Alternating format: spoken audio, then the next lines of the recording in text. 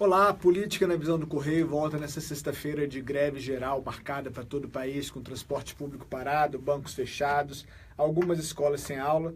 Até o momento, poucos confrontos físicos, mas muitas ruas vazias e a expectativa de como vai ser os desdobramentos dessa primeira manifestação contra as reformas, né, Matheus? Estamos aqui, eu, Paulo Tasso Lira e Matheus Teixeira, nosso repórter de política. Com certeza, a expectativa é grande, tanto da oposição, que quer inflar as manifestações, quanto do governo, que quer ver qual é o tamanho de mobilização que o combate às reformas vai levar às ruas. Então, hoje pela manhã, até agora, até esse momento que nós estamos falando, nada de muito grande ainda, mas geralmente os sindicatos e as manifestações mostram força mais no final do dia.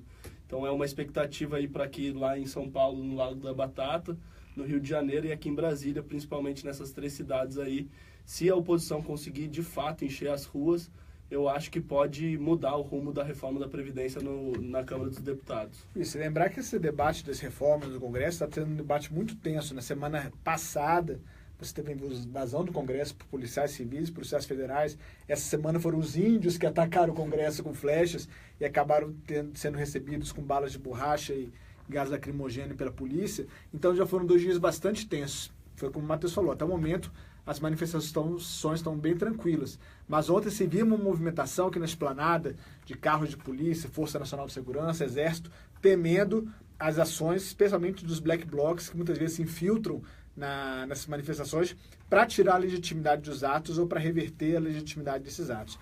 Mas independente do tamanho ou não das quantidades de pessoas que estiverem nas ruas ou em casa por falta de transporte público, o governo vai ter muita complicação para aprovar as reformas. A reforma da Previdência já se fala possibilidade de não ficar nem para o primeiro semestre. O PSDB já estava empurrando para o final de maio, pode ser que fique para junho. Se ficar para junho, a chance de cair para o segundo semestre é gigantesca.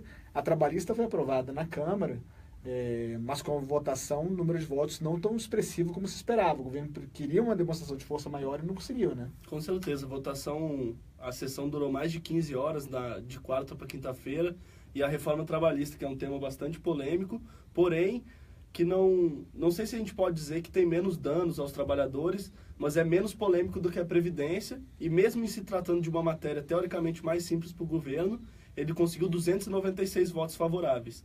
Como é um projeto de lei que precisa de maioria simples, foi aprovado na Câmara e agora segue para o Senado, onde também deve ser aprovado e seguir para a sanção do presidente Michel Temer. Mas, como eu estava dizendo, não atingiu o mínimo de 308 votos que vai precisar para aprovar a reforma da Previdência, que é uma proposta de emenda à Constituição, e que, por mudar a Constituição, precisa de apoio de 3/5 da Câmara. Então, em uma votação que, teoricamente, mais simples, não conseguiu atingir os 308 votos, na Previdência, para atingir os 308, eles vão ter que trabalhar muito, inclusive, como tu acabou de dizer, eles estão pensando até em prolongar essa discussão para evitar uma derrota, se quiser realmente votar isso agora em maio, no começo de maio. E o governo ficou a semana inteira dizendo que o parâmetro da reforma trabalhista não serve para a reforma da Previdência, que são 2 situações diferentes, mas líderes partidários, líderes do governo, sentaram ontem com o presidente Temer e prometem fazer um mapeamento dos votos contrários à reforma, dos ausentes, e começar a tirar apadrinhados da máquina pública. Então, se isso não é balizamento, o que vai ser, né? Se você vai tirar cargo de quem votou contra numa votação que não tem nenhuma relação com a outra, é porque você, de fato, está preocupado, de fato, está precisando cobrar a fidelidade dessa base que ainda está insegura. E quanto mais tempo demorar a votar, mais perto das eleições e maior desgaste com a população. E esse é o dilema que vive hoje os articuladores do Palácio do Planalto, do presidente Michel Temer. Porque ao mesmo tempo que eles precisam punir os infiéis para mostrar para a base que quem não votar com eles vai perder os cargos, eles também não podem exagerar na dose a ponto de inviabilizar a conquista de mais votos para chegar aos 308 votos necessários para a Previdência. Então o governo está tentando chegar a uma equação aí para punir os infiéis, mas também conseguir ampliar essa votação, o que é bastante difícil.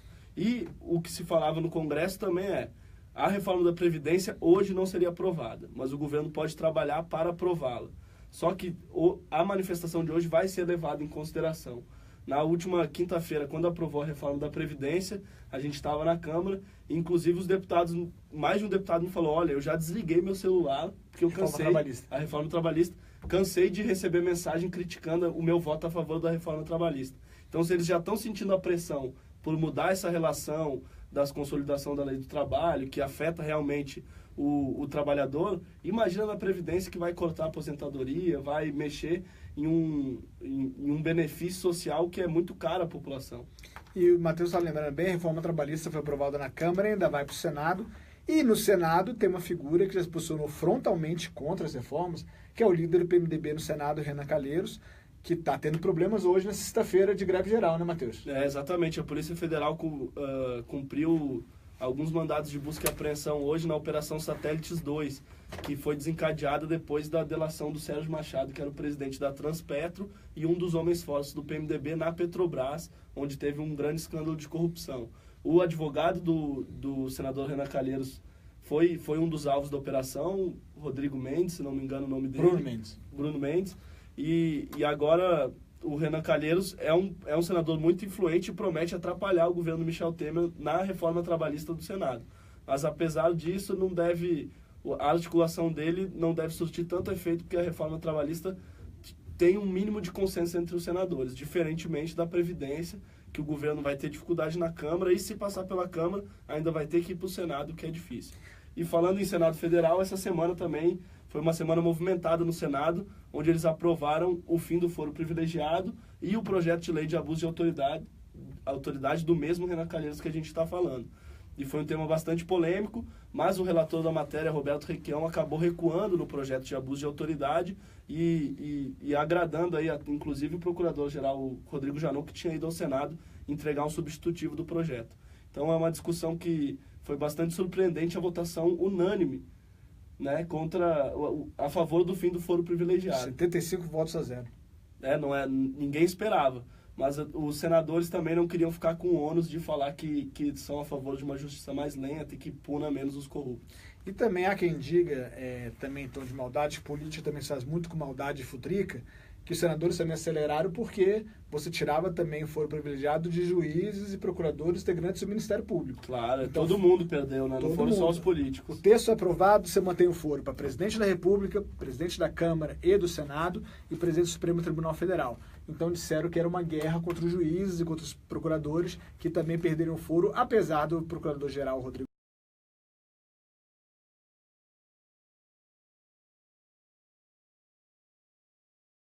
aí do Brasil todo, que é mais ou menos pelas 5, 6 horas que costuma encher mais. E segundo, vale lembrar que o ministro Miguel Rossetto, da ex-presidente Dilma, em uma das manifestações de combate à corrupção, primeira, que foi uma grande manifestação, o ministro Miguel Rossetto foi para a TV no dia da manifestação para dizer que não, a manifestação foi grande, uma só de gente que não votou na Dilma, e também tentou contemporizar o tamanho das manifestações. Então o ministro Serralho agora, acredito eu, na minha avaliação, cometeu o mesmo erro que o Miguel Rossetto cometeu naquela grande manifestação a favor do impeachment.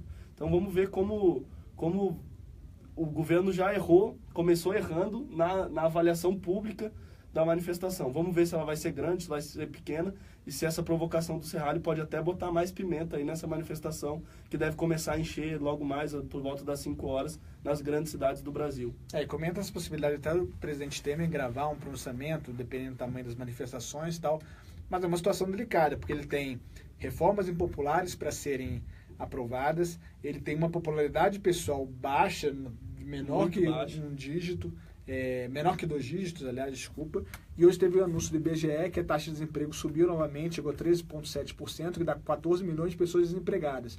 Então o governo tem que andar num cuidado muito grande, ali numa linha muito tênue entre o fracasso e o sucesso, então é bom tomar cuidado e medir bastante os passos sobre o que falar e as atitudes a tomar na relação do Congresso, que ainda tem uma longa caminhada para ele tentar implantar as coisas que ele pretende implantar. Caso contrário, o governo vai ficar marcado, como o ex-presidente Fernando Henrique tem dito, e disse novamente em entrevista hoje para a gente no Correio Brasiliense, como uma pinguela de transição entre 2014 e 2018. E o presidente Michel Temer, inclusive, estuda não fazer um pronunciamento oficial no dia 1º de maio, que é o Dia do Trabalhador, que é uma tradição dos presidentes brasileiros depois da redemocratização, de todos os presidentes, no dia 1º de maio, em comemoração ao Dia do Trabalhador, costumam fazer um pronunciamento oficial. Michel Temer aí até para se proteger, porque não anda com a popularidade muito boa, estuda passar batido aí essa data sem nenhum pronunciamento em rede nacional. Então vamos ver, é isso que tudo que o presidente, os articuladores e a base aliada está calculando a partir do tamanho das manifestações de hoje. Se vale a pena o presidente ir para a TV, se não vale, a oposição, provavelmente o ex-presidente Lula, que é pré-candidato a presidente, mas também corre risco de não ser candidato porque responde a alguns processos na justiça, deve ir a essas manifestações, o que também deve ser um lucro para a oposição, mas também, se não tiver muita gente, não vai ser. Mas é provável que encha, porque como tu falou no começo do vídeo aqui, na análise que a gente está fazendo, escola parou, transporte público, então realmente os trabalhadores não foram trabalhar hoje na grande maioria. Basta saber se esses trabalhadores, além de não trabalhar, também vão fazer coro às manifestações contra a reforma trabalhista, que já foi aprovada na Câmara, e contra a reforma da Previdência, que o governo estuda, articula melhor para conseguir votar na Câmara dos Deputados ainda em maio, ou quem sabe um pouco mais para frente. Isso aí, Política e Televisão no Correio volta na semana que vem. Bom final de semana a todos, bom feriado de segunda-feira, 1º de maio.